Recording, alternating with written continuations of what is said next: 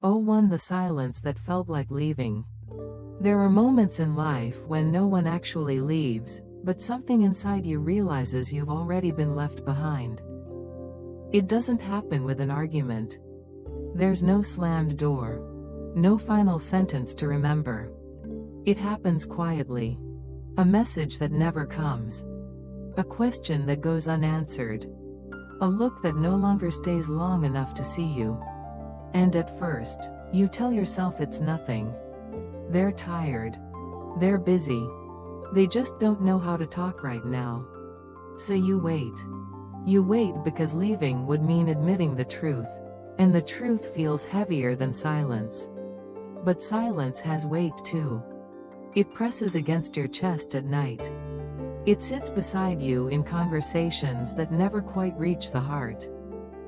It makes you rehearse words you'll never say. Because you're afraid they won't be met with anything at all. This kind of silence doesn't shout. It doesn't accuse.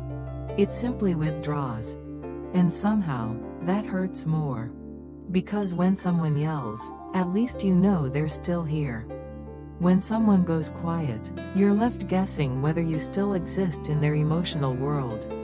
You start asking smaller questions. You start choosing softer words. You begin shrinking moments of yourself, hoping that if you ask for less, they might finally give something. But silence doesn't mean safety. It means absence. And absence, when it lasts long enough, starts to feel like abandonment, even if the person never physically leaves. If this feels familiar, if you've ever stayed in a place where love felt distant but not gone, then this story is for you. Before we continue, if these words are touching something unspoken inside you, I invite you to subscribe to Hidden Angle Podcast. This is a space for the stories we rarely say out loud. The quiet grief, the unseen wounds, and the healing that doesn't need to make noise. In the next part, we'll talk about what happens when silence replaces honesty, and why that shift changes everything.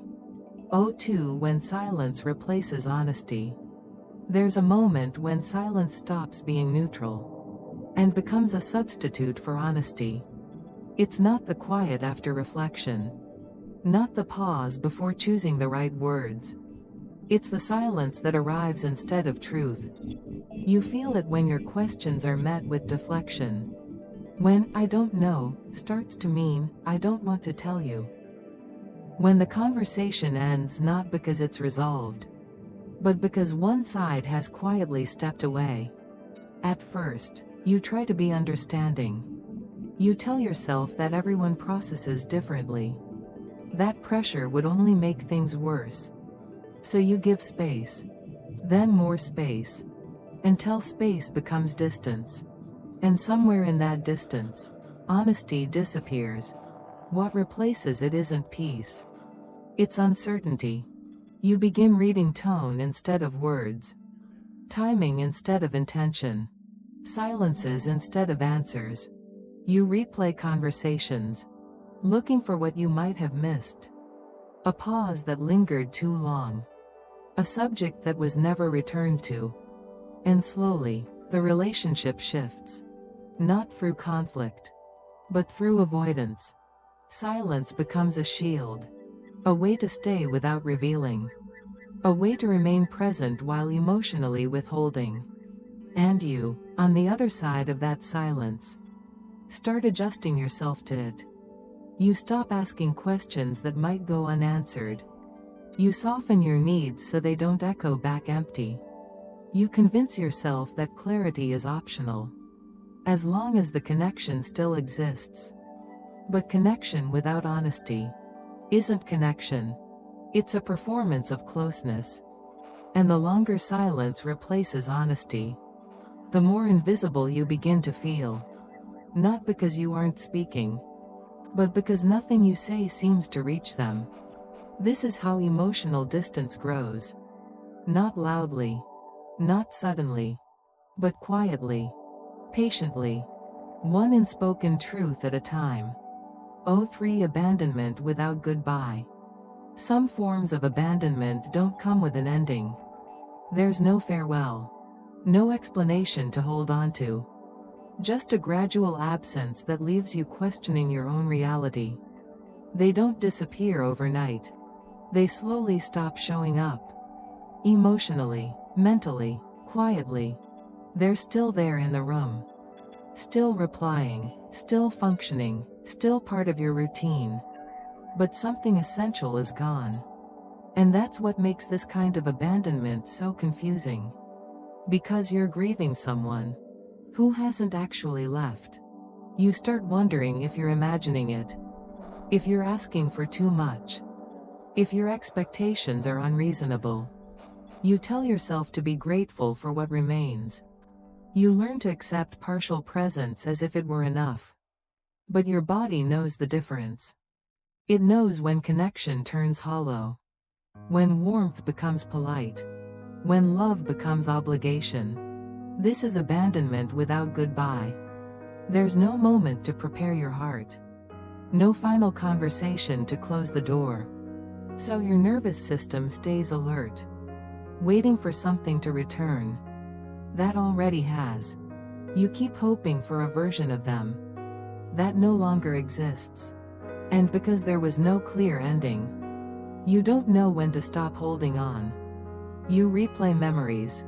Searching for the point where everything shifted.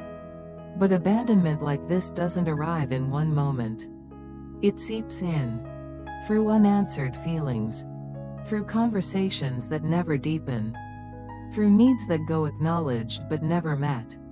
And slowly, you begin to disappear too. You show less emotion.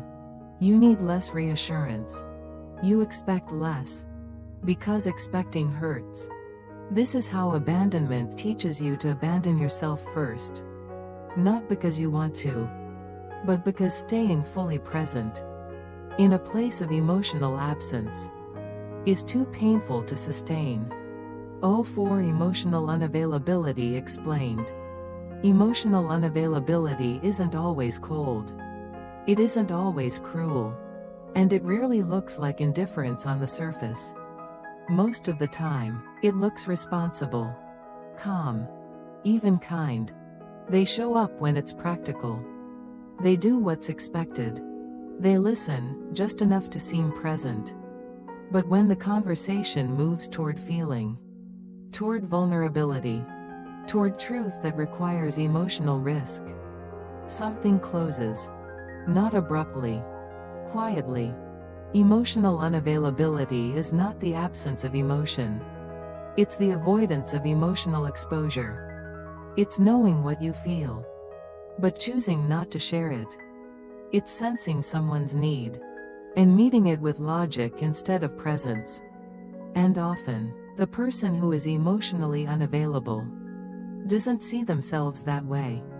They tell themselves they're stable, independent, low drama.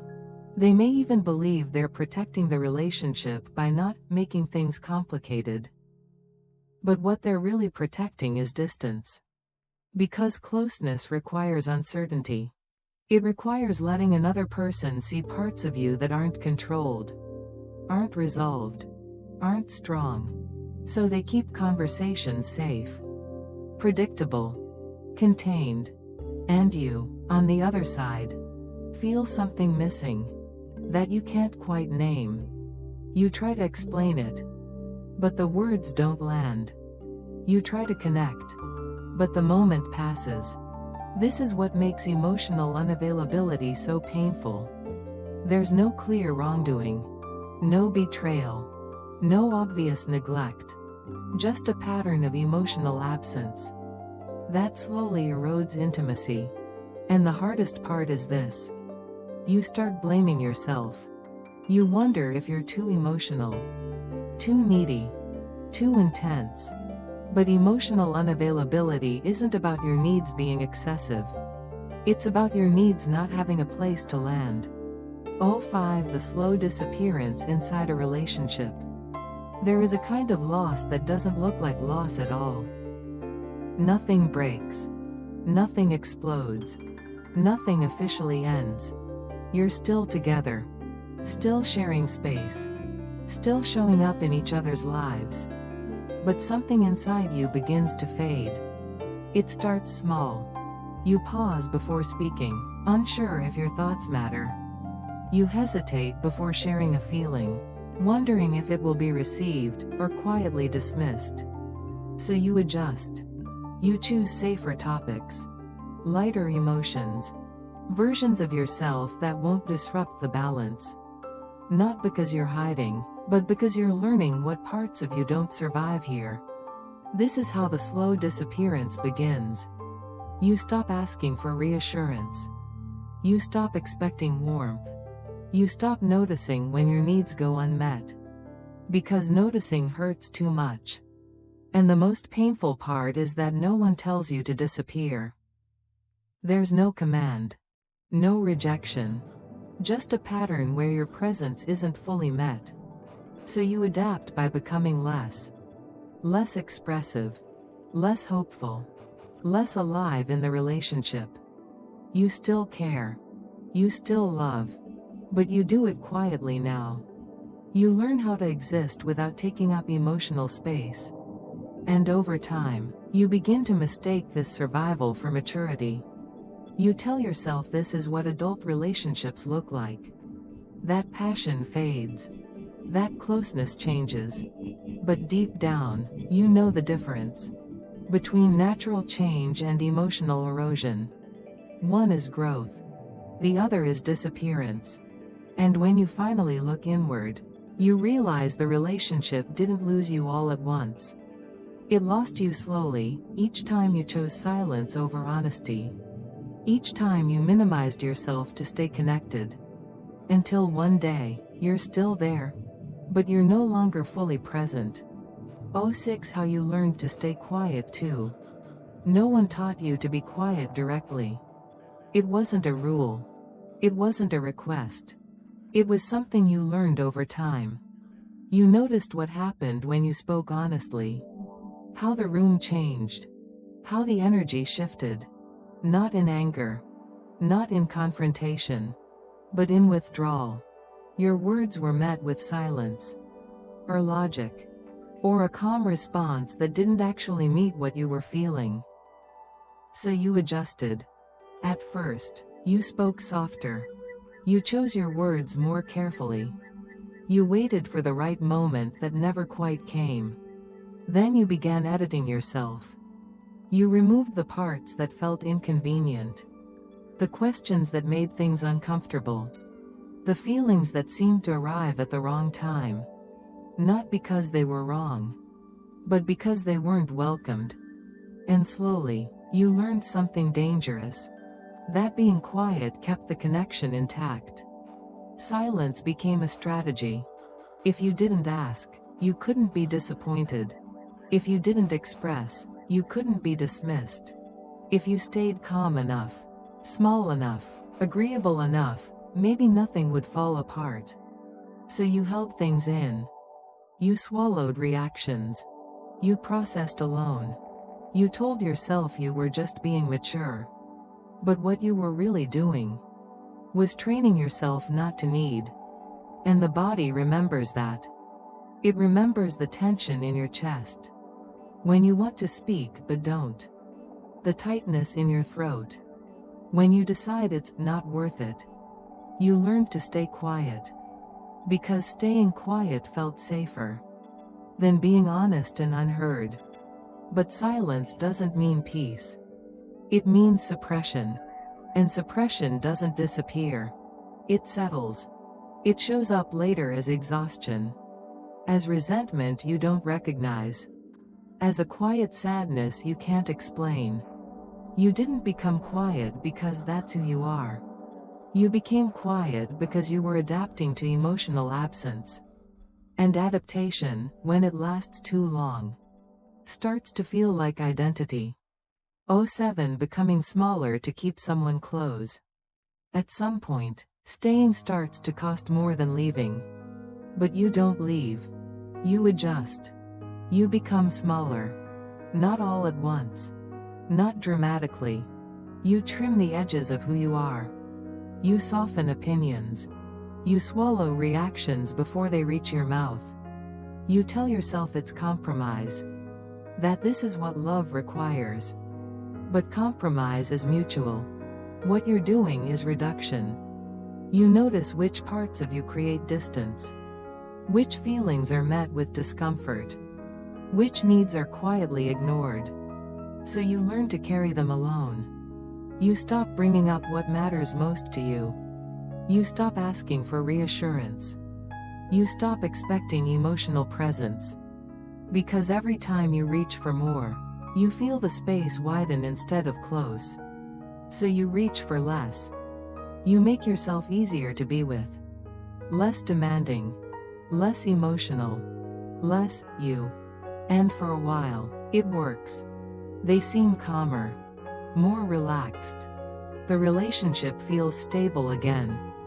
But stability built on self-erasure isn't safety. It's survival. You begin measuring your worth by how little you need, by how little space you take up, by how quietly you exist in someone else's life. And slowly, you forget that closeness was never meant to require disappearance. You confuse endurance with loyalty, silence with strength, self-denial with love. But love that asks you to shrink isn't closeness. It's control without words. And even if the other person never intended it, the result is the same. You're there, but not fully. You stay close by becoming less visible. You keep the relationship intact by letting pieces of yourself fall away. Until one day, you realize you're holding on, not to them, but to a version of yourself that no longer fits. 08 The illusion of patience. Patience is supposed to feel steady, grounded, like trust. But sometimes what we call patience is just fear wearing a softer name. Because real patience still has boundaries. It still knows what it deserves. It waits, but it doesn't erase itself while waiting. The illusion of patience is different. It sounds like they'll open up eventually. They're just going through something. If I love them well enough, they'll meet me there. And you say it like a prayer, over and over. Because if you stop believing it, you'll have to face what the silence actually means. So you become a person who waits. You wait for the apology that never comes. You wait for the conversation that keeps getting postponed. You wait for warmth in a room that stays cold. And while you wait, you keep adjusting. You learn to interpret crumbs as progress. A small compliment becomes proof that they still care. A brief moment of closeness becomes evidence that your patience is working. But it isn't working. It's keeping you tied to a pattern that only feels familiar because it hurts the same way every time. The illusion of patience convinces you that pain is temporary, when in reality, pain is repetitive. And repetition doesn't heal. It conditions. You start accepting less. Not because you need less, but because your hope is exhausted. You tell yourself you're being strong. That you're the stable one. The calm one. The one who doesn't ask for too much. But strength without reciprocity is just endurance. And endurance is not the same as love. Love is not supposed to be something you survive. It's supposed to be something that meets you. And when patience becomes a way to avoid admitting you are emotionally alone, it stops being patience. It becomes self-abandonment. With a gentler label. 09 The emotional cost of staying.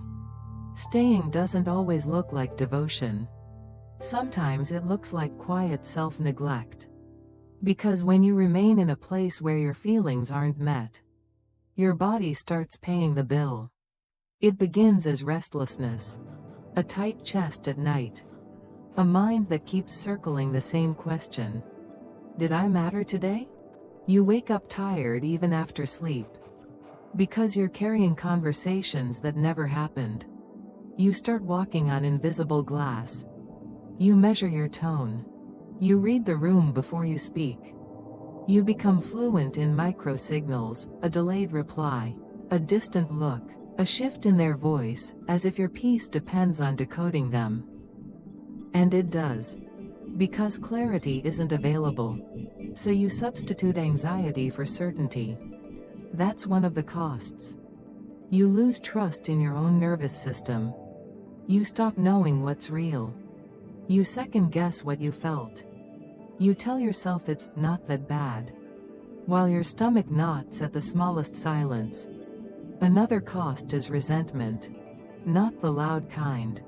The quiet kind that settles under your kindness. You keep showing up. You keep being understanding. But somewhere inside, a part of you hardens. Because you are giving empathy to someone who isn't giving presence back. And the deepest cost might be the one you don't notice right away. You start abandoning your own inner life. You numb your needs so you won't feel disappointed. You lower your expectations so you won't feel foolish. You become low maintenance, not because it's natural to you, but because it's safer. But safety that requires self-erasure isn't safety. It's a slow emotional depletion. You don't just lose the relationship's warmth. You lose your own softness. And then, one day, you realize you didn't stay because it felt good. You stayed because leaving felt terrifying. And that fear becomes the final cost. The belief that being unseen is still better than being alone. 10. When love starts to feel like waiting. There's a moment when you realize you're not really living inside the relationship anymore. You're waiting inside it. Waiting for the version of them that used to reach for you. Waiting for the tenderness that shows up once in a while, just enough to keep you hopeful. Waiting for eye contact that lingers. For a question about your day that actually means, I want to know you. At first, waiting feels temporary. Like a season. Like a difficult week that will pass. So you tell yourself, this isn't forever. You make excuses for their distance. You translate coldness into stress. You translate absence into, they're just tired. But over time, your love stops feeling like connection and starts feeling like anticipation. You don't ask, how are we? You ask, when will it get better? You don't feel met. You feel postponed. And you start organizing your emotions around timing. You get happier when they're in a good mood. And smaller when they're not. You learn to sense when it's safe to speak. You become careful with your joy. Because joy feels risky in a place where warmth is inconsistent. Love becomes a calendar. A countdown. A series of, maybe next time. And the strangest part is that you still call it love. Because you're still loyal, still trying, still present. But what you're practicing isn't intimacy. It's endurance. You are staying ready for something that rarely arrives. And that does something to you. It makes you doubt your own desires. It makes you feel guilty for wanting closeness. It makes you treat basic emotional attention like a reward you have to earn. So you keep waiting. Not because waiting feels good, but because it feels familiar. Because at least waiting means there's still hope. And letting go of hope would force you to face the quiet truth that what you're waiting for may not be coming back. 11. Naming what it really was. There's a quiet power in naming something honestly. Not dramatically, not angrily, just truthfully. For a long time, you avoided certain words.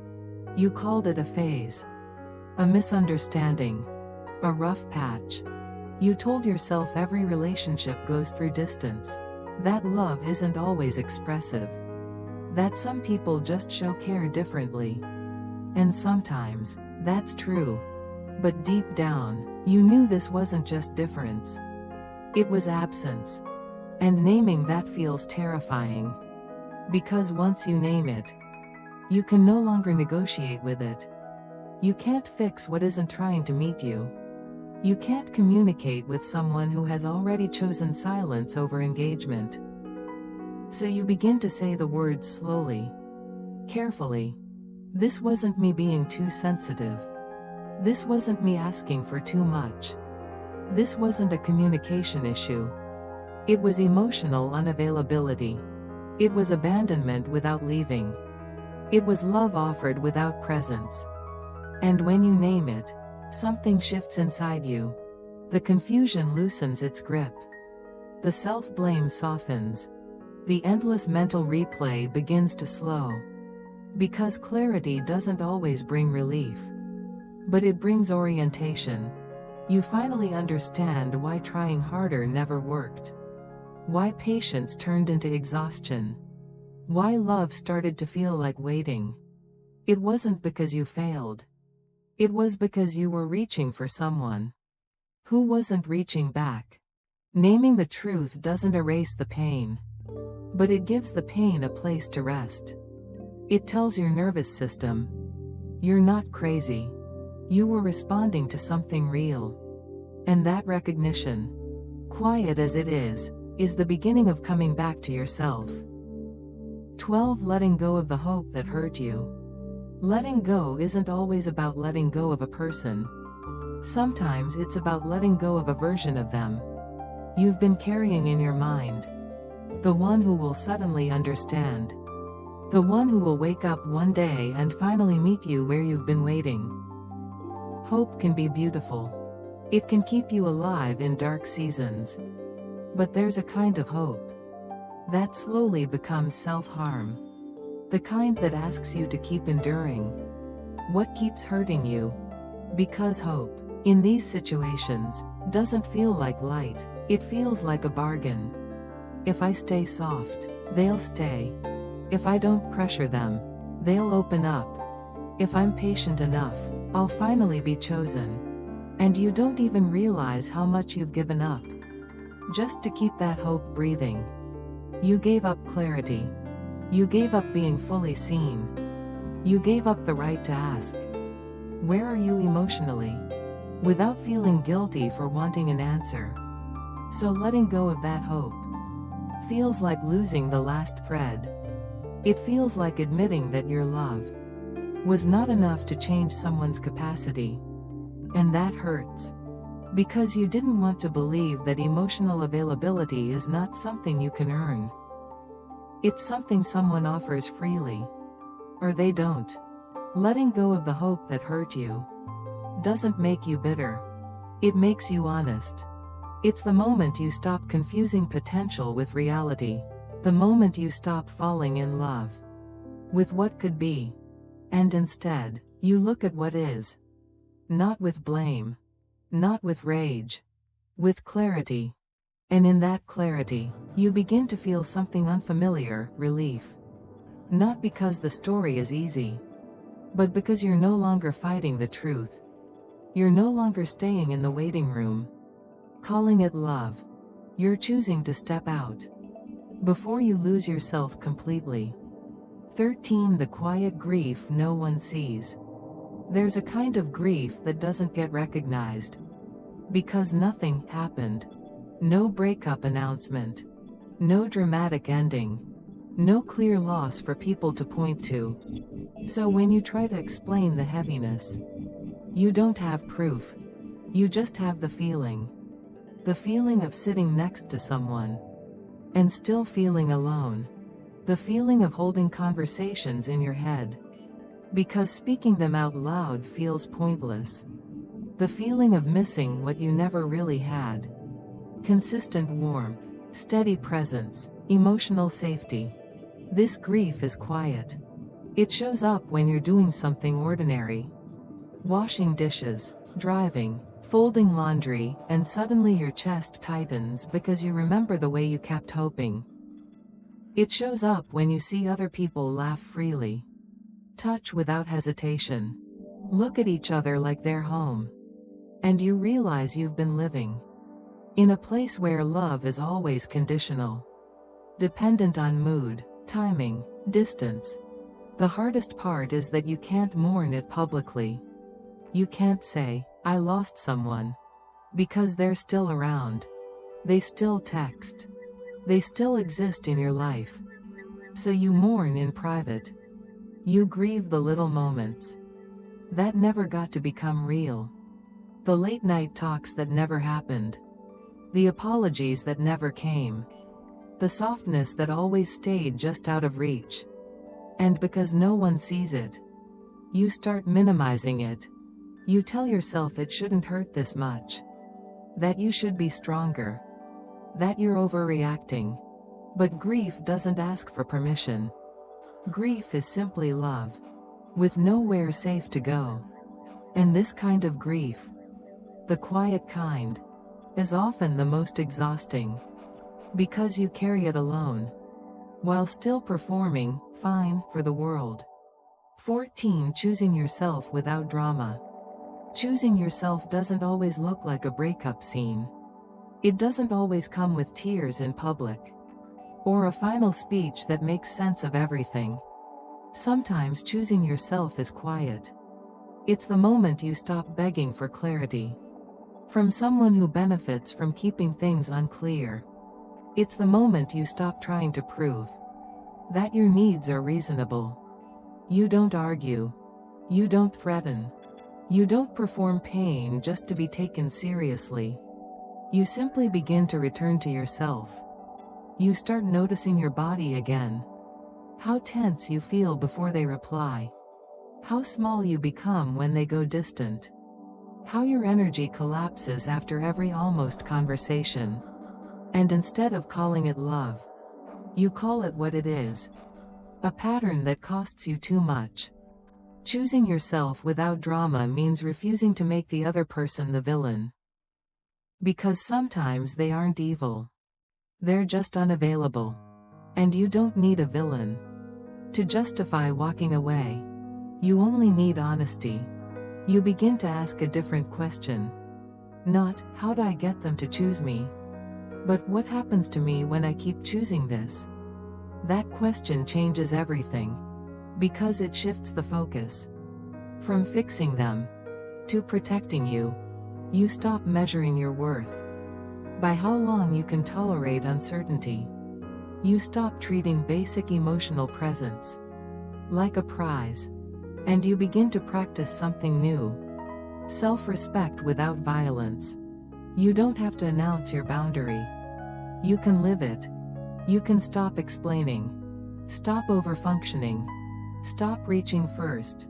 Every single time. You can let the silence stay silent. And not chase it. Choosing yourself is often just that.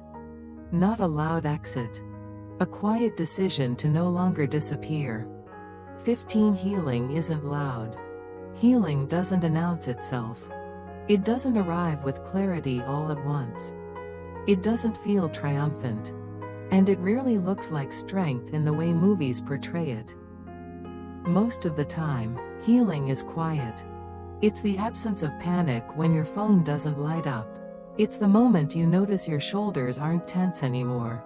It's the first night you sleep through without replaying a conversation that never happened. Healing isn't a breakthrough. It's a soft release. You don't suddenly stop caring. You just stop bleeding every time you remember. You still think of them. But the thought doesn't collapse you. It passes through instead of pulling you under. That's healing. It happens when you stop explaining yourself to people who never listened.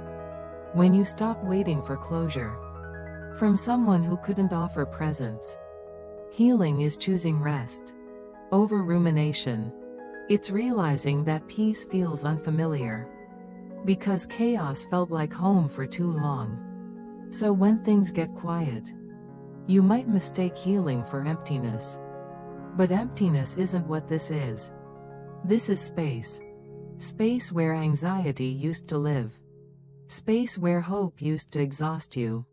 Space where you used to shrink. And now, there's room to breathe. Healing doesn't demand forgiveness. It doesn't require understanding their wounds before honoring your own. Sometimes healing is simply letting the body calm down. After being on alert for years, it's learning how to sit with stillness without feeling like something bad is about to happen. It's trusting that safety doesn't need to be earned through endurance. And slowly, almost imperceptibly, you begin to feel like yourself again. Not the version who was surviving, but the version who is present. Healing isn't loud, but it is real. And it stays. 16. Release what her silence taught you. In the end, her silence was never meant to punish you. It wasn't a test. It wasn't a lesson delivered with intention. It was simply information. Silence tells the truth when words refuse to. It showed you where the connection stopped, where effort became one-sided, where love existed but presence did not. And as painful as that realization was, it also gave you something precious: clarity. Because once you stopped chasing her silence, you started hearing your own voice again. You learned that love is not supposed to feel like waiting in the dark. That closeness doesn't require self-erasure. That the right kind of love doesn't ask you to disappear, just to stay connected. Her silence taught you that being chosen quietly is not the same as being loved fully. It taught you that emotional availability is not something you can negotiate, earn, or prove yourself into. It is either offered, or it isn't.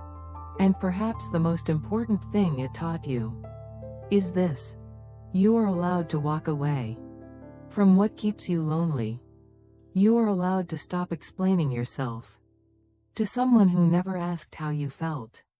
You are allowed to choose peace over potential. Release doesn't mean forgetting. It doesn't mean pretending it didn't matter. Release means you stop carrying the weight alone. You take what the silence revealed, and you let it guide you back to yourself. And if this story reflected something you've lived, if it named a feeling you've never quite had words for, you're not alone. I invite you to share this episode with someone who might need it.